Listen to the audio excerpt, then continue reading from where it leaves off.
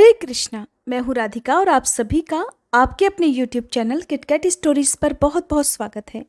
आज की इस वीडियो में आप जानेंगे मोहिनी एकादशी के बारे में। व्रत कब रखना है, कब खोलना है, एकादशी और द्वादशी तिथि कब से कब तक रहेगी, व्रत खोलने का शुभ मुहूर्त यानी व्रत पारणा का शुभ मुहूर्त क्या रहेगा, एकादशी व्रत में क्या खाना चाहिए और क्या नहीं खाना चाहिए। जैसे सोमवार का दिन भगवान शिव को समर्पित होता है और त्रयोदशी तिथि अर्थात प्रदोष व्रत का दिन भगवान शिव को समर्पित होता है, ठीक उसी तरह से एकादशी की तिथि भगवान श्री हरि को समर्पित मानी जाती है।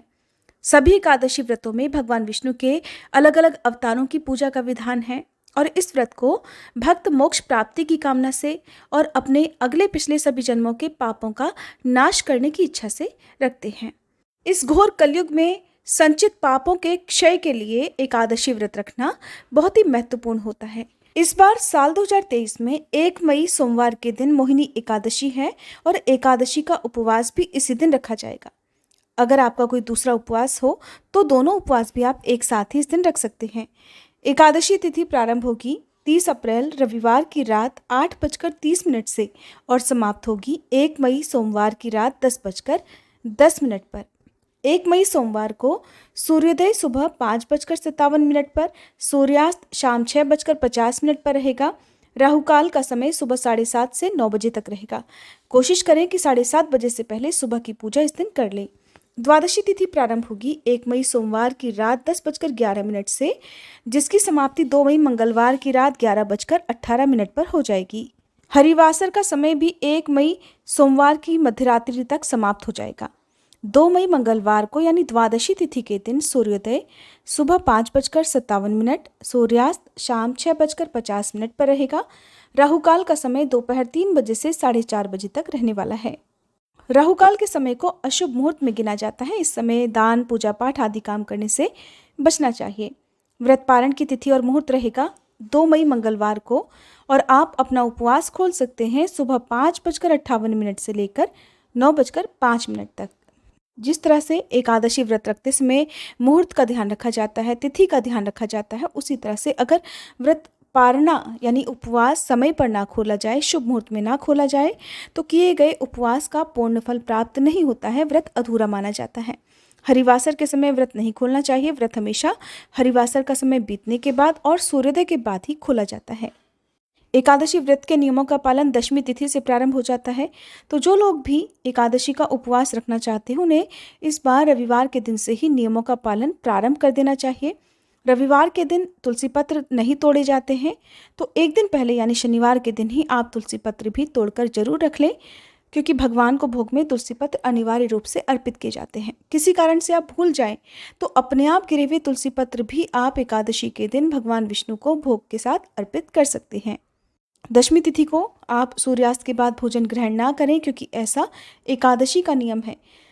शुद्ध सात्विक भोजन ही दशमी तिथि को ग्रहण किया जाता है। फिर एकादशी तिथि के दिन सुबह जल्दी उठकर स्नान आदि से निवृत्त होकर हो सके तो साफ स्वच्छ पीले वस्त्र धारण करके सूर्य देवता को अर्घ्य देकर 1 लोटा जल अपने पितरों के नाम से अर्पित करके फिर भगवान विष्णु के समक्ष बैठकर आपको हाथ में जल या पुष्प लेकर व्रत रखने का संकल्प लेना चाहिए। आज के दिन अलग से चौकी की स्थापना करके उस पर साफ पीला वस्त्र बिछाकर फिर विघ्नहर्ता भगवान गणेश जी की, भगवान विष्णु और माँ लक्ष्मी जी की मूर्ति या तस्वीर की स्थापना करके फिर आपको पूजा करनी चाहिए।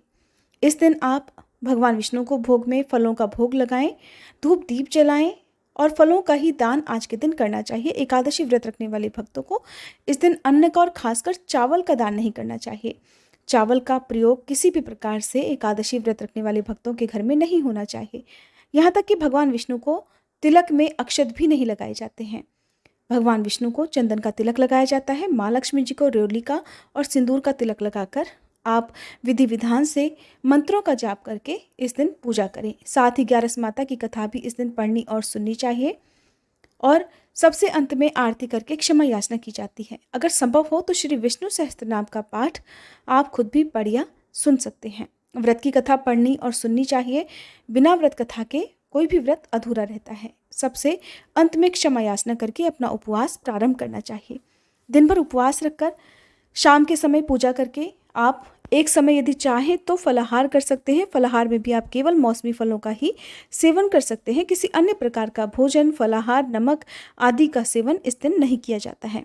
रात में हो सके तो उस बिस्तर का त्याग करना चाहिए जिस बिस्तर पर आप डेली सोते हैं, और अगले दिन सुबह फिर से स्नान करके एक बार फिर से भगवान की पूजा करके दान की जो भी सामग्री आप दान में देना चाहते हैं उसे भगवान के चरणों में अर्पित करके दान देने का संकल्प लेकर शुभ मुहूर्त में अपना उपवास खोल सकते हैं।